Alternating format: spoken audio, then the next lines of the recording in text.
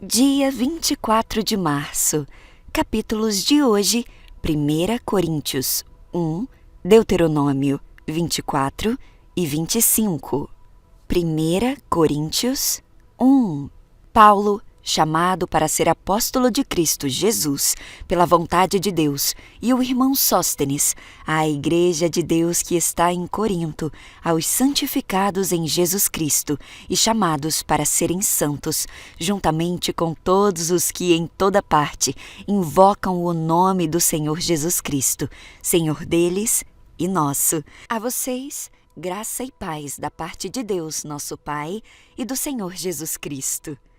Sempre dou graças ao meu Deus por vocês, por causa da graça que lhes foi dada por Ele, em Cristo Jesus.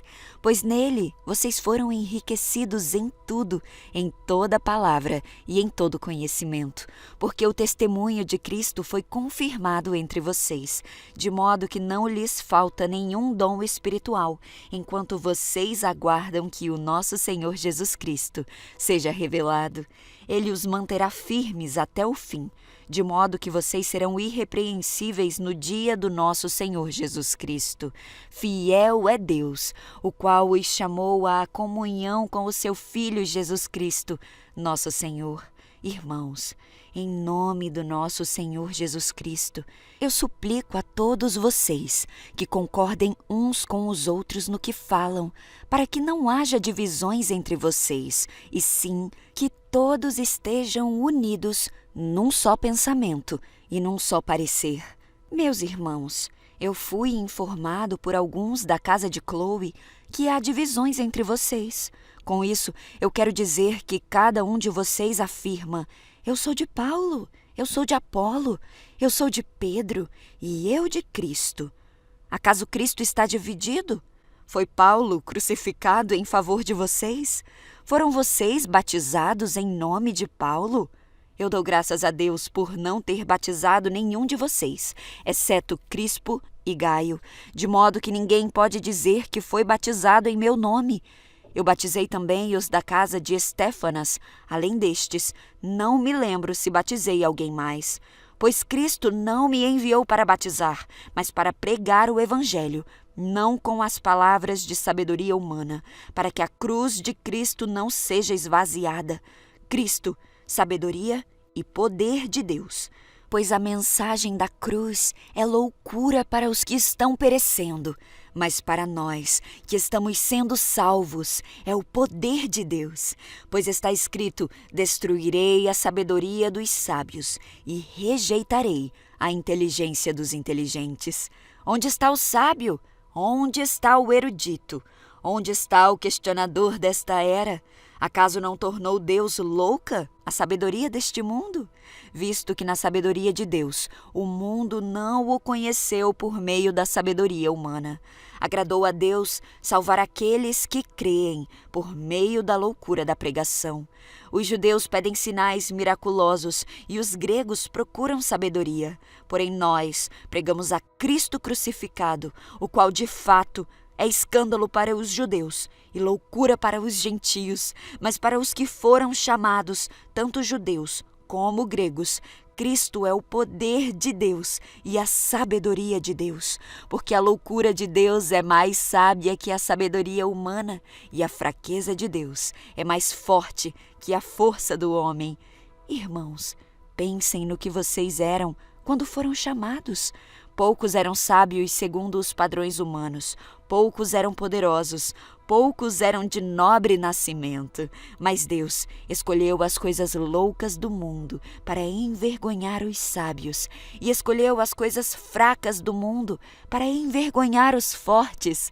Deus escolheu as coisas insignificantes do mundo, as desprezadas e as que nada são, para reduzir a nada as que são, para que ninguém se vanglorie diante dele.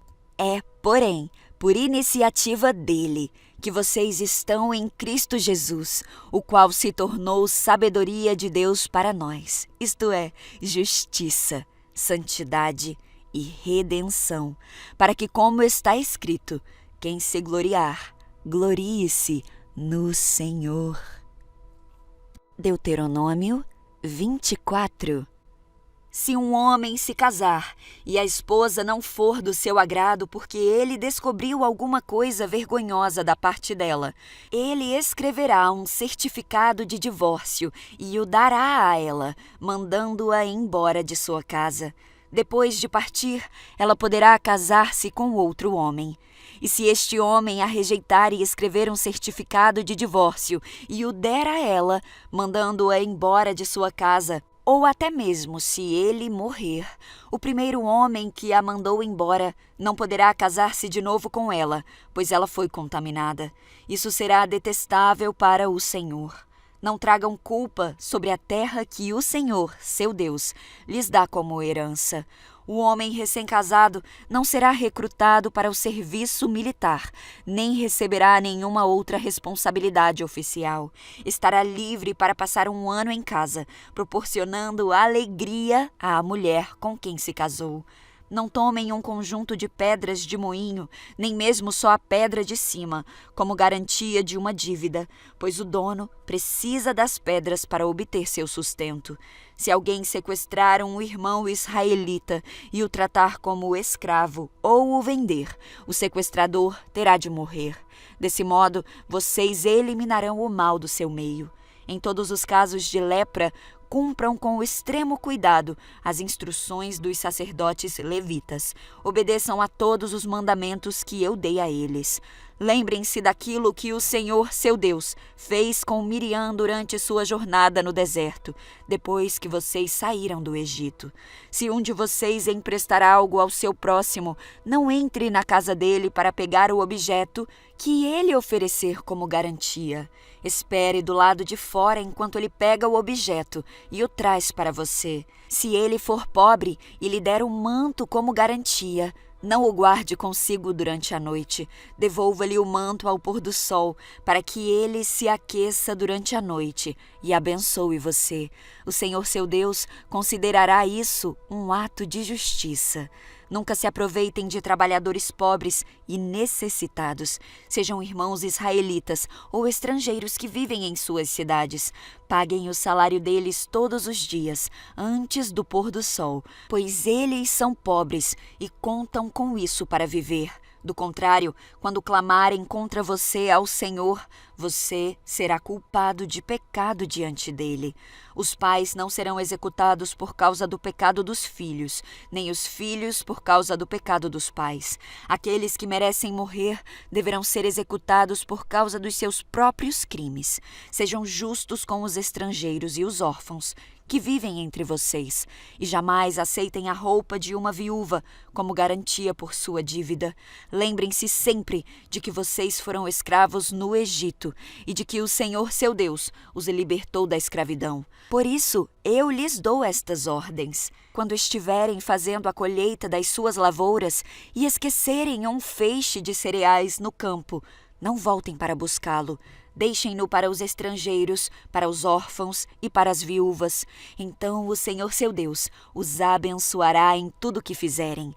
Quando sacudirem as azeitonas de suas oliveiras, não passem pelos mesmos ramos 2 vezes. Deixem as azeitonas restantes para os estrangeiros, os órfãos e as viúvas. Quando colherem uvas em seus vinhedos, não passem novamente pelas videiras. Deixem as uvas restantes para os estrangeiros, os órfãos e as viúvas. Lembrem-se de que vocês foram escravos na terra do Egito. Por isso, eu lhes dou estas ordens. Deuteronômio 25. Quando 2 pessoas brigarem e o caso chegar a um tribunal, os juízes declararão que uma pessoa tem razão e a outra está errada. Se a pessoa que está errada for sentenciada a receber açoites, o juiz ordenará que ela se deite e seja açoitada na presença dele, com um número de açoites proporcional ao crime. Jamais ultrapassem, porém, 40 açoites. Mais que 40 açoites seria uma humilhação pública para o seu irmão israelita. Não amordaçem o boi para impedir que ele coma enquanto debulha os cereais. Se 2 irmãos estiverem morando juntos na mesma propriedade e um deles morrer sem deixar filhos, a viúva não se casará com alguém de fora da família. O irmão do seu marido se casará com ela e eles terão relações sexuais. Desse modo, ele cumprirá os deveres de cunhado. O primeiro filho que ele tiver com ela será considerado filho do irmão falecido, para que seu nome não seja esquecido em Israel. Se, contudo, o homem se recusar a casar-se com a viúva do seu irmão, ela irá até a porta da cidade e dirá às autoridades ali reunidas: o irmão do meu falecido esposo se recusa a preservar o nome do irmão em Israel. Não quer cumprir os deveres de cunhado, casando-se comigo. As autoridades da cidade o convocarão e conversarão com ele. Se ainda assim ele insistir e disser: não quero me casar com ela, a viúva se aproximará do homem na presença das autoridades, tirará a sandália do pé dele e cuspirá em seu rosto. Em seguida, ela declarará: é isso que acontece com o homem que se recusa a dar filhos para o seu irmão. Desse dia em diante, a família dele será chamada em Israel de família do descalçado. Se 2 israelitas brigarem e a esposa de um deles, na tentativa de livrar o marido de quem o agride, agarrar os órgãos genitais do outro homem, cortem a mão da mulher. Não tenham pena dela.